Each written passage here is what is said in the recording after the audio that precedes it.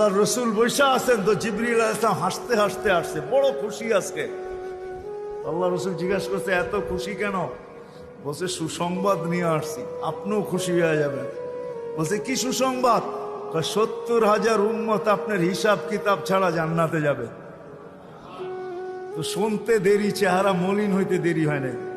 তো জিবরিল আলাইহিস সালাম বললেন এটা কি? আপনি তো খুশি হওয়ার কথা, চেহারা মলিন হলো কেন? মাত্র 70,000, আমার সাহাবী তো 1.25 লক্ষ, কিয়ামত পর্যন্ত উম্মতের কি হবে? এই জন্য চেহারা মলিন। আপনি কি নিতে রাজি না? নিতে রাজি না এই কথা বলতেছি না, কিন্তু ভাবতে হবে এটা বলতে পারি। ভাইবা দেখি নিব কি নিব না। তো পাশে ওমর রাদিয়াল্লাহু তাআলা আনহু বসা, বলছে ওমর নিব 70,000, বিনা হিসাব কিতাবে জান্নাতে যাবে। যেমন উস্তাদ তেমনই তো ছাত্র হয়, পীর যেমন মুরিদও তো এমনই হয়, ঠিক না? হ্যাঁ, কি বলেন? সঙ্গী ভালো হলে আমিও ভালো হব, এটাই তো সত্য। নাহলে কোরআন কেন বলবে কুনু মা'আস সাদিকিন? নেককারদের সাথে চলো, তুমিও নেক হয়ে যাবা, তুমিও নেক হয়ে যাবা। ভালোর লোকে চলো, ভালো হয়ে যাবা। প্রবাদ বাক্য এটাই সত্য।